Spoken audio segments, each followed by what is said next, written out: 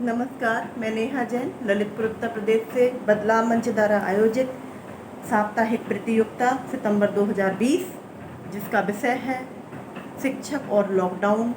शिक्षक की लॉकडाउन में क्या स्थिति है, उसने किस तरह उसे जो है चुनौती को इस लॉकडाउन की एक शिक्षक ने स्वीकार किया। तो इस विषय पर मैं अपने विचार आपसे साझा कर रही हूँ।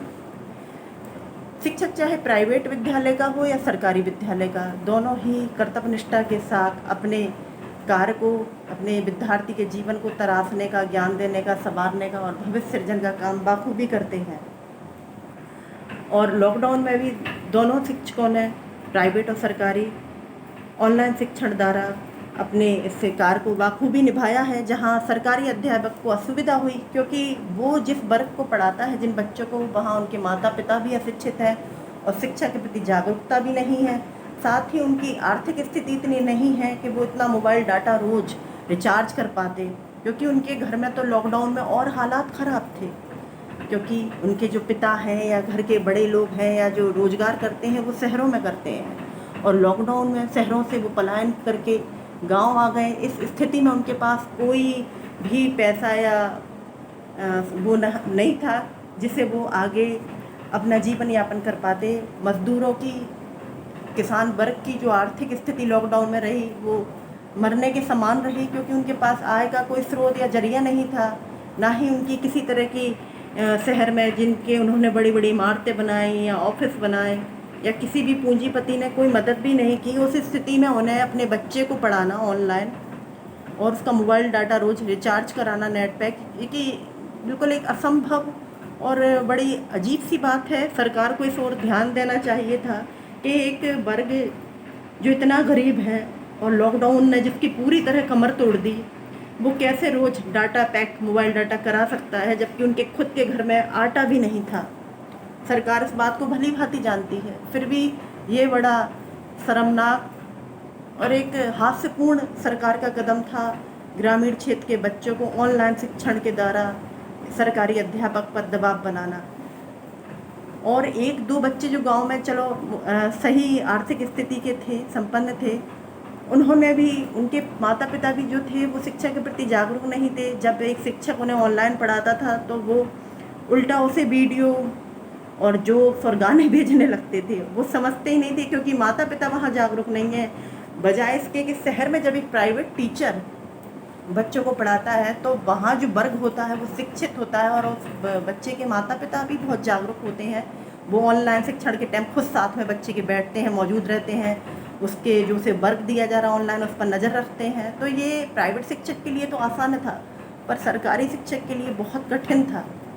दूसरी चीज़, सरकारी शिक्षकों की ड्यूटी क्वारंटाइन सेंटरों में लगाई गई और मार्च में लॉकडाउन के बाद जून से विद्यालय उन्हें लगातार भेजा जा रहा है, जबकि विद्यालय में अभी कोई बच्चा नहीं आता, लेकिन उन्हें फुल टाइम पूर्व की भांति 7 बजे से 1 बजे तक, 2 बजे तक, 8 से 2 बजे तक वहाँ बैठा के रखा जाता है। ये बिल्कुल ऐसा है कि जब एक डॉक्टर जिसे हॉस्पिटल भेजा जाए और कहा जाए कि कोई पेशेंट का तुम्हें इलाज नहीं करना है, कोई पेशेंट नहीं आएगा तुम्हारे पास, बस तुम्हें अस्पताल में बैठना है, तो वो क्यों जाएगा अस्पताल। उसी प्रकार एक विद्यालय में एक शिक्षक को भेजा जा रहा है जहाँ उसे कोई शिक्षण नहीं देना है और जो थोड़े बहुत कायाकल्प या MDM खातों के काम थे जो कि 3-4 दिन में ही हो गए थे, उसके बाद भी उसे लगातार विद्यालय बैठाया जा रहा है। वो अकेला वहाँ बैठा रहता है बिना बच्चों के और अपनी ड्यूटी पूरी करके आता है। ये भी एक दुर्भाग्यपूर्ण पहलू है सरकारी शिक्षक के लिए। लेकिन फिर भी एक कड़वा सत्य ये है कि जब आपका पेट भरा होता है तो बड़ा छोटा प्रॉब्लम, मुश्किल, कठिनाई कुछ नहीं होती है। प्राइवेट टीचर ने लॉकडाउन में एक मरने के समान स्थिति को जिया है, क्योंकि तनख्वाह इतनी नहीं मिलती और जितनी मिलती थी लॉकडाउन में वो भी नहीं मिली उन्हें।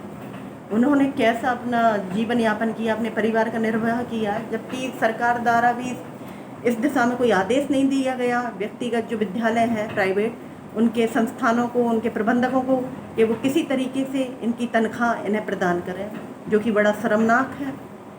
मैं निंदा करती हूँ इस बात की कि एक शिक्षक वर्ग को उसके हाल पे छोड़ दिया गया, उसे मरने के लिए छोड़ दिया गया। हमें एक मुहिम चलानी चाहिए थी, हमें आवाज़ उठानी थी अपने शिक्षक साथियों के लिए जो आज सब्जी बेच रहे हैं, फल बेच रहे हैं, मजदूरी कर रहे हैं, जिन हाथों में एक कलम होती है, जो खुद दूसरे के भविष्य का सृजन करते हैं, आज उनका भविष्य अंधकार में है, लेकिन कोई आवाज़ नहीं उठाई गई। सरकारी शिक्षक लॉकडाउन में फिर भी बेहतर स्थिति में था, क्योंकि उसके पास पैसा था, उसके पेट में खाना था, उसे हर महीने उसकी तनख्वाह मिली, जो कि पर्याप्त से भी ज़्यादा अच्छी है। लेकिन प्राइवेट टीचर को बड़ा पक्षपात व्यवहार झेलना पड़ा। काम उसका भी शिक्षा देना है, सरकारी शिक्षक का भी कार्य विद्यार्थी को शिक्षित करना है, और व्यक्तिगत विद्यालय प्राइवेट विद्यालय के शिक्षकों का कार्य भी बच्चे को शिक्षा देना है। लेकिन इस दिशा में प्राइवेट शिक्षक के लिए कोई व्यवस्था नहीं की गई कि वो लॉकडाउन में कैसे अपने पेट की आग को बुझाएगा, कैसे अपने बच्चों को रोटी खिलाएगा, कैसे इंतजाम करेगा, जो कि बड़ा निंदनीय है। तो मैं आप सभी से उम्मीद करती हूँ और आशा करती हूँ कि आप इस दिशा में आवाज़ उठाएं। मैं भी उठा रही हूँ, और उन्हें न्याय मिले उनके साथ, जो इतने महीने तक उन्हें पैसे के बिना रखा गया, उन्हें तनख्वाह के बिना रखा गया, उन्हें उनके काम से निकाल दिया गया। तो उसलिए वो परम पूजनीय हैं और बहुत एक आदर्श हैं, जिन्होंने इतना सब लॉकडाउन में झेलने के बाद भी दूसरा काम पकड़ा अपने परिवार को पालने के लिए, और हार नहीं मानी। मैं प्रणाम करती हूँ ऐसे शिक्षकों को। जय हिंद, जय भारत, वंदे मातरम।